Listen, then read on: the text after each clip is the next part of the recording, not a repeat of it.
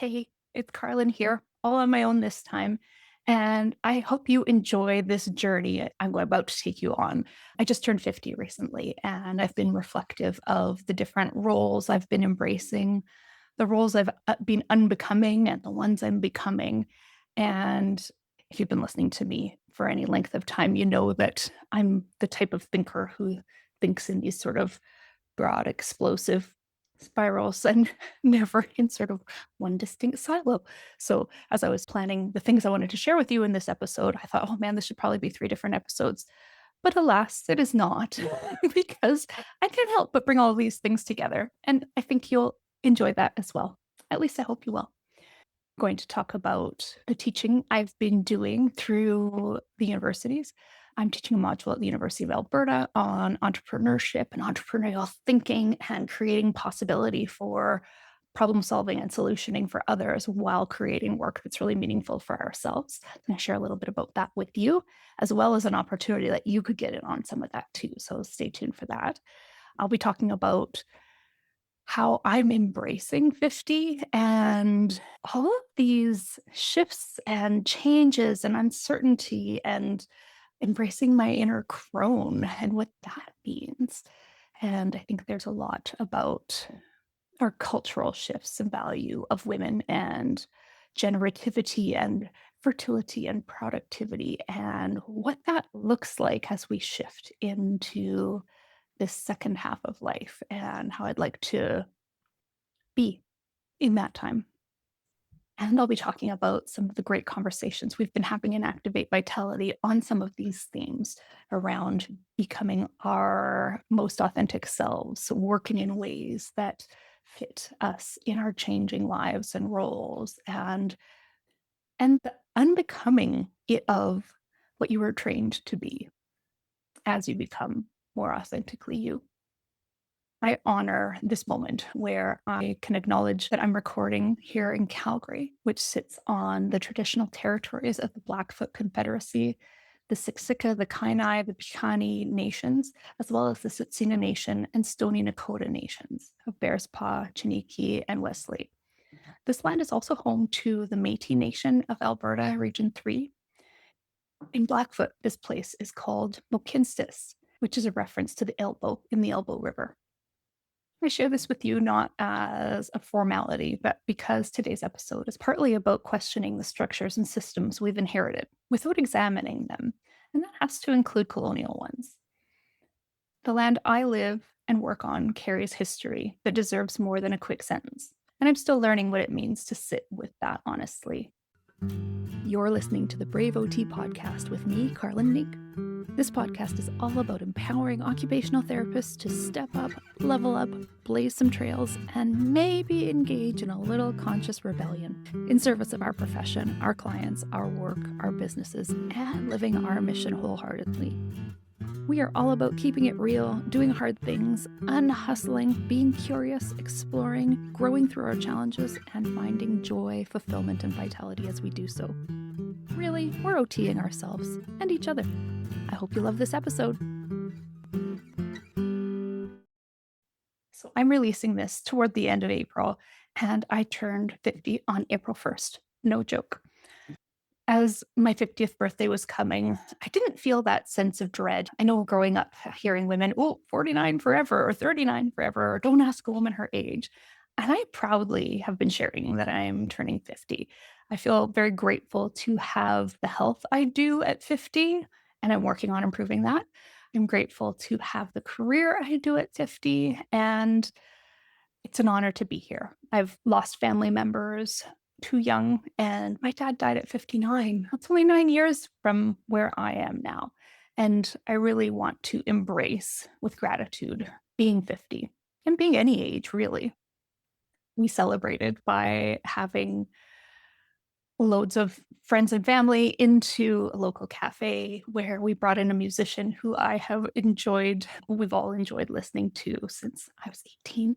And so it's fun to bring together people from different parts of my life and different stages of my life and music that's been there throughout my life and really just celebrate that in one room together. One of the questions that I often get people to reflect on with my clients that I either my coaching clients or my OT clients is about if you were at your 90th birthday or your retirement party and you've lived your life authentically, what do you hope people will be able to say about the way you lived your life? And this is a values question. It really gets people thinking about living in alignment, living authentically, and if they're showing up as their most authentic self, what would other people see in their actions? And this is the basis for so much of the work I do with people to find the occupations, to find the actions that really support them in that full expression of who they are. I do this in my mental health practice and with the OTs that I coach in my coaching program. So I had this neat opportunity to have my husband and sons both all say some things at the party, and they spoke about the way I prioritize family and our individual relationships, pointing to some closeness my eldest son and I have found on our travel recently and the conversations we have while we're traveling and exploring. And my youngest also shared about travel, but also how us working together through his diabetes has been very meaningful for him, and he had a lot of great gratitude. And they spoke about my career and how passionate I am about my work and how that's inspired them. And oh, wow, like those are really, really meaningful things to have reflected back that they're seeing those things in how I conduct myself and how I show up in their lives. So that felt really good. And I've also had some feelings of being a little bit disoriented in the process. And it's role transition, really. My sons are 20 and 17, and the 17-year-old is about to transition out of diabetes care at the Children's Hospital, which is really super supportive, and transition into adult care. He is graduating from high school, and it's the same high school, like same school both of my kids went to since kindergarten. So we've been a part of that community for a very long time and leaving our hockey community. And it feels like a lot of transitions out of supportive communities that we've been in and part of and important roles. And both kids live here in our home, like they're going to university locally. They'll be living here for years to come. So it's not about saying goodbye, but it is a role transition. And they need me a lot less day to day. So I've been joking that I'm in my get a life era, that I need to find other roles and other things to do. But thanks to menopause, perimenopause, wherever the heck I am on that journey, I am tired. It is hard to find new things to do. I feel quite introverted a lot of the time and just not a lot of like oomph to get up and go do the things or reach out to the people or that sort of thing. So in these role transitions, I see myself needing to do more reaching out because a lot of school things and hockey things mean that I just keep showing up in all the places and the people are there and we build connection that way. But I'm going to need to be a little bit more intentional about that as I transition. So thinking about that, but also in this crone era, and I'll tell you a little bit more about what I mean about the crone in a moment. There, there comes also a strengthening of boundaries and resistance to pleasing. And so those feel a little bit in contrast to the super social person I was, let's say 10 or 15 years ago, where I needed my community in order to get through all of these years of parenting and working and all of the things. And so there's a push-pull. And all of these things can be true at once. It's not that one needs to resolve and end up on one side or the other, but I'm acknowledging the presence of these pushes and pulls. And this all ties in with my career as an entrepreneur, as an educator and mentor of other entrepreneurs in boundaries and intentionality and checking in on what we have been to date and what we are intending to be as we evolve and grow. So let's get into this crone thing. I went to a beautiful event in the fall or early winter, and this woman, local woman, her name's Jillian White, and she has some beautiful offerings at jillian-white.com. She's local and hosts a lot of things around spirituality and the divine feminine and weaving in soul magic and connecting to community and your most authentic self in a really soulful and spiritual way.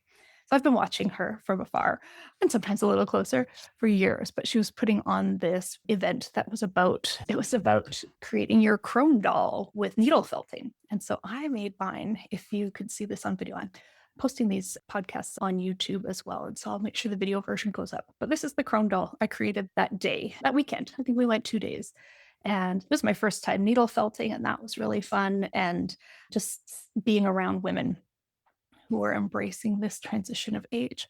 And I'm going to read from some of the words that she shared with us.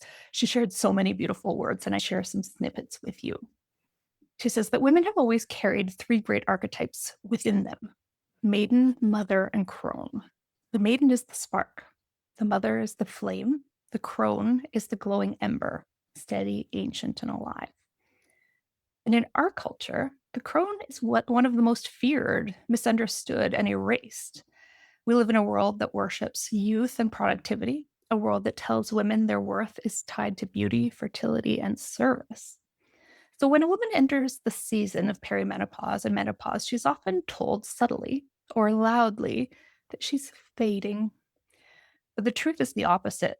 The crone is not fading, she's deepening. She's a woman who no longer bleeds for others, but instead bleeds energy into her own truth. She is the one who stops people pleasing and stops shrinking and starts speaking from the marrow. This is why patriarchal systems have always feared her, not because she's weak, but because she's uncontrollable.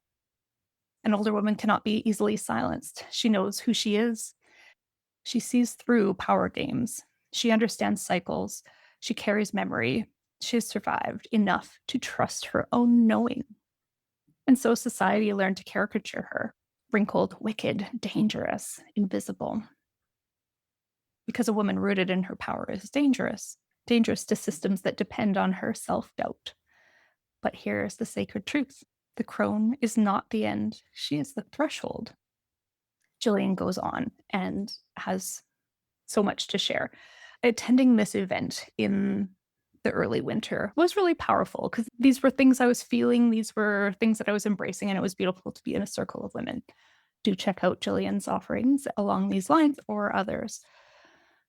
So as I turned 50 in April, on April 1st, I thought about invoking my crone. And not that she just showed up. She has been brewing all along. And I've been feeling her. And I've been feeling her as this sense of a mentor and an educator and a community member. I think about Indigenous cultures where the wise woman is the advisor and the community support, the grandmothers that hold all this knowledge and wisdom. And I've been really embracing the roles where I get to share that wisdom through my Activate Vitality program and coaching other OT business owners, and through recent opportunities I've had the last couple of years to teach. So let's get into those. I've so appreciated our OT training as I've built my business and shifted my business over the years. It's powerful. And our way of thinking really wires us to think expansively and explore through this lens of seeing people in context, seeing people in their values and their interests and their passions, and then facilitating their engagement in those passions, facing any sorts of obstacles that might show up, obstacles within them, obstacles that they come with, using their strengths and expressing that in the context of the environments that may be facilitating and limiting in many different ways, and through other ways of engaging these occupations. And so I love that. And I think that's so fundamental in how I see the world. And something I've noticed in the OTs that I talk to who are struggling is more in that sort of institutional environment, the impact of the institutional environment for people. There's that sort of clinical mindset that I hear a lot, really evidence-based, protocol-driven, and do it right or don't do it. And this is excellent for care, and this is excellent for her big systems. And it's also a little bit, can feel limiting, can limit our possibilities or limit our ability to engage in doing the right thing, because so much of what we do exists outside of those exact frameworks. And I find for the most part, we navigate that. But where we can get really stuck is in that sort of very contained way of thinking and being and working. I find a lot of OTs by the nature really of it being a hard program to get into, tend to be achievers. maybe that can slide into perfectionism when the going gets tough. And many of our educational systems teach us to be this way, right? And how do we get the highest marks? We have to learn how to really play the game in order to get near perfect marks. They're required to do these things. And so I see that showing up in practice as a lot of OTs really exhausting themselves by over preparing, by seeking a lot of extra certifications to justify that they can do this, by over planning sessions where that can sometimes really work against us, not only in putting in a lot of hours of work, but also in sticking to a plan that might not be the right plan for that client that day because we're really attached to all this time we spent planning and aren't really responding to what's showing up in the room that day with the clients. What I really want to inspire my students and the OTs that I support is to really expand into the not knowing and the power of the not knowing. This comes with a certain amount of trust that we will be able to respond in the moment and identify and co create a really good plan. But truly leaning into the not knowing when we walk, whether it's walking into a session where, okay, I know what we're overall working on. I know what the big goals we're working toward are. But if I walk in with an openness to that client's experience, I'm more likely to be able to co create an intervention that's meaningful or a way of working together that day that's meaningful. Or maybe we're going to adjust some of those goals because we know a little bit more together now as we've explored this in a certain way. So this comes back to trusting our own frameworks for thinking and detaching from the role as expert advisor, but more so responsive co-creator. And this doesn't mean we're dropping expertise or advising, but really creating more client centeredness and effectiveness in the way of working. So that's on that clinical side. On the entrepreneurial side, think about the students and the OTs I coach, and the not knowing leads us to more robust businesses. And so I teach the occupational therapy students through the entrepreneurship course to really embrace an entrepreneurial mindset or entrepreneurial thinking by going out and looking for gaps and challenges. So, not starting with, hey, I have an idea of a product that I want to build, but rather actually going out first and looking at what's out there. What isn't working? What are some ways that some occupational therapy thinking could come in and create some interesting solutions? And go in with an openness to really research that, research the experience of the people who are impacted, research the systems around and the environment and the context, and understand that rather than going in with, hey, I've got a plan for you. Why don't I just create this thing? Or just creating it and then wondering why people aren't all that interested. So, this is a framework that isn't new. This is the scientific process. This is the entrepreneurial mindset. This is entrepreneurial thinking. I see it everywhere. In fact, we went to my son's university orientation the other day. It wasn't orientation, it was a big open intro day, but they were talking about entrepreneurial thinking in every faculty. Every building we went through, there was a giant banner that said, start something. This is at the University of Calgary, not the same university I'm teaching at. I'm teaching at the University of Alberta in this module. But I really loved the way they were embracing this entrepreneurial thinking as an umbrella, as really it's innovation. It's bringing this way of identifying problems and being willing to innovate and create solutions in all disciplines. And I think it was really, really exciting to see that. And so when I'm teaching my entrepreneurship module, it's really about innovation. It's not necessarily about starting a private practice. And so this process of identifying challenges, looking for ways you might offer solutions, understanding the challenges from the people who are experiencing them, and being willing to experiment with a draft and another draft and try it out and gain some feedback and keep going, which means we have to be really open to what we might have thought in a more institutionalized mindset as failure, the willingness to fail. And really, it's not even failure, it's a willingness to experiment, gain feedback, revise, try again. When we're in our place of doubt and perfectionism, we really don't do this well. We often want to give up. Oh no, that didn't take off. That wasn't a big success at its first go. And so really trying to encourage, I've been calling it deinstitutionalizing. I'm deinstitutionalizing all people all over the place. It's maybe my new crone motto. our way of thinking, but just getting out of these more rigid, perfection oriented ways of thinking and more into expansive, creative. And this is science. This is actually the scientific process, right? This is research, hypothesis, experiment, revision, do it again over and over. That's actually science. This isn't irresponsible whimming or going out on a giant ledge and being irresponsible. It's highly responsible. It's evidence based if we think about it in this way. So the not knowing, the beginner's mindset, these are assets, not liabilities. In this place, as an open, willing observer, we can gain so much more insight and knowledge and create solutions that are much more effective than if we're coming in trying to impose our expertise on everyone. Instead, we really truly listen so that we can pick just the right little bits of our knowledge to introduce and find others to bring along the ride. So I really enjoyed teaching that to the students. And this is something I've been doing with occupational therapists through the Activate Vitality program for quite a few years, since 2020, I guess. Started kind of building it, exploring it in 2019, but really took off in 2020. And a theme that's emerged over the years is that these OTs built a business for who they used to be. They've built a successful practice, and now at this stage in life, a little way down the road, adding in a few life roles, that successful practice might be running you instead of serving you. And these OTs are coming to me in this phase saying that something has to change, something isn't working.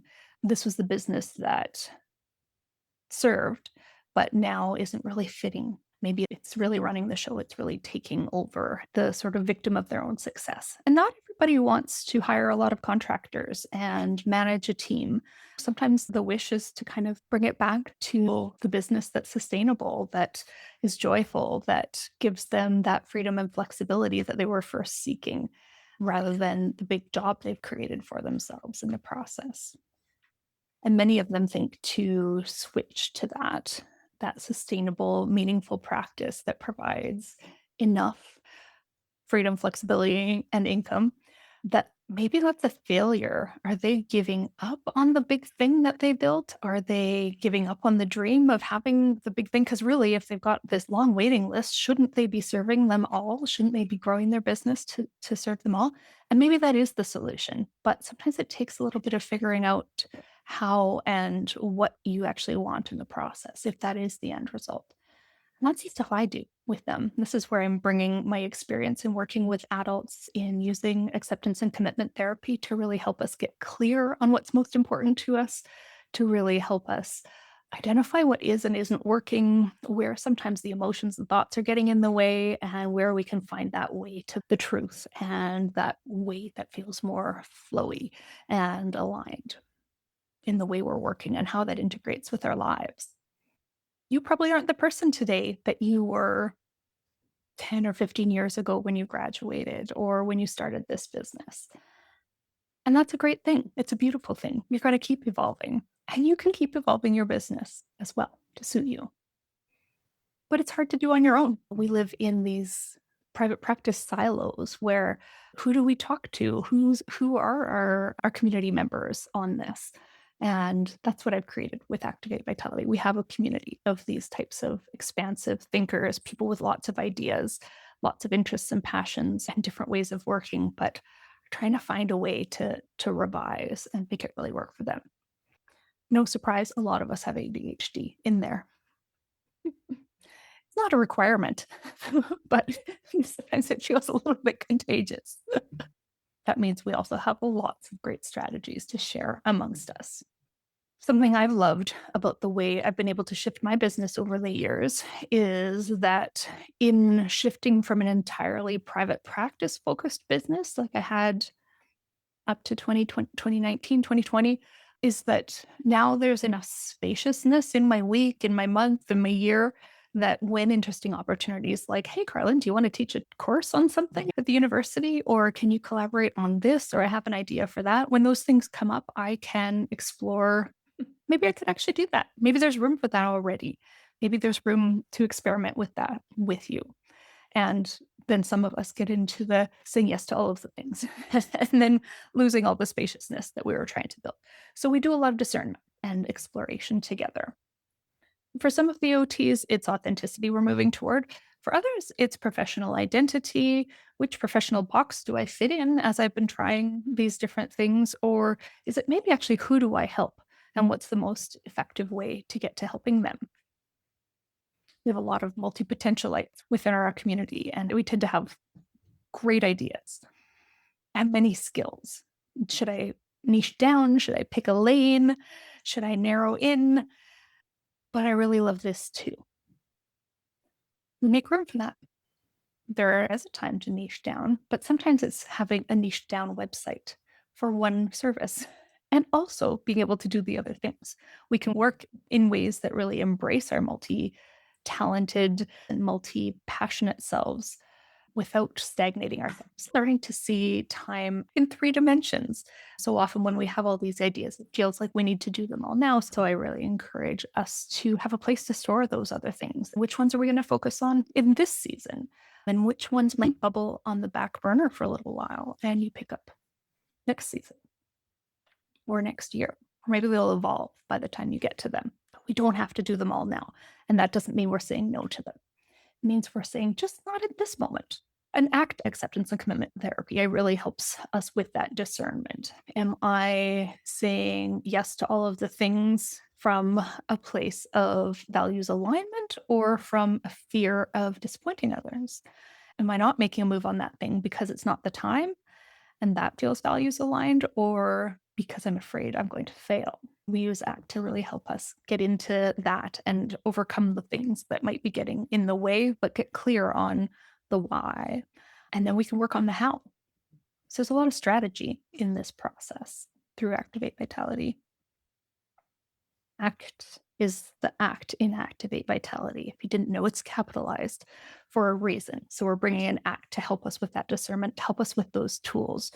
And that really opens us up to make room for the strategic conversations, the ideating, the solutioning, the planning, the accountability and goal setting. We're doing all of those things, but ACT is coming up as a support for the discernment.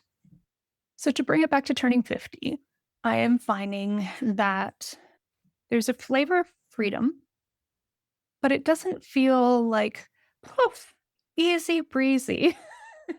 To me, it feels there's some pain in shedding some of these structures and ways of being because it leaves me open to an uncertainty of what's there in place.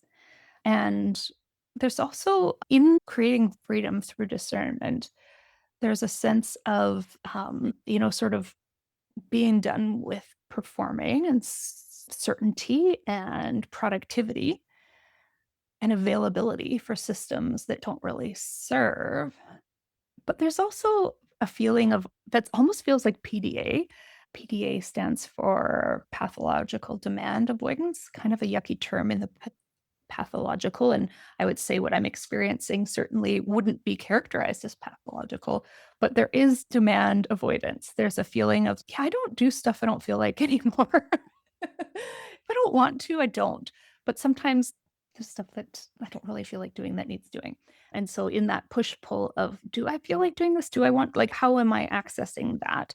I'm resisting productivity, but there's still stuff that needs to get done in order to keep this business going. There's uncertainty and choice and exploration and executive functioning demand. I pointed to the ADHD a little bit earlier.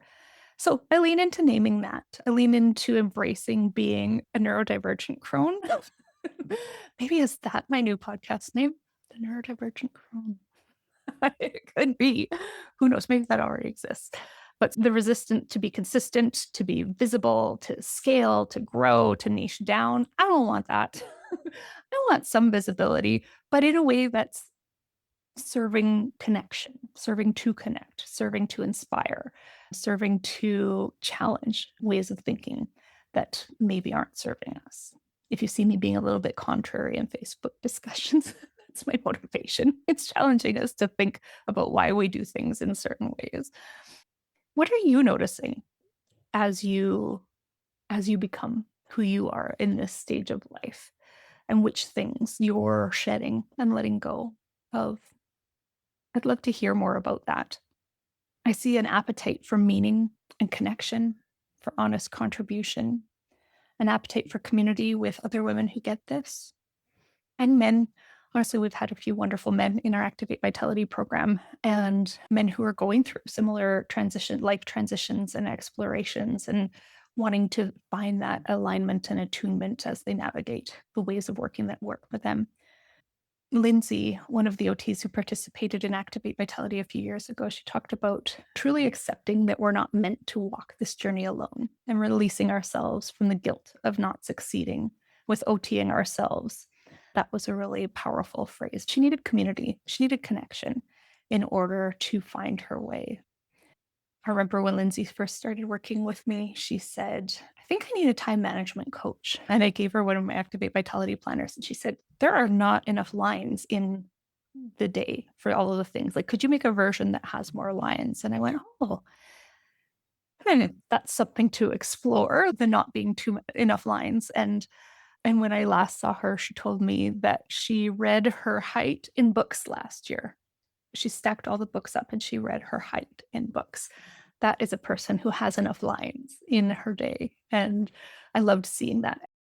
What if stepping into my crone era means trusting that I've accumulated enough skills, enough wisdom, enough perspective, enough community, that I don't have to hustle to prove it anymore. That sharing here on the podcast or speaking isn't about trying to convince anybody of anything, but rather thought leadership and idea sharing and opening people up to other perspectives. I have a couple of opportunities coming up to share more of these ideas.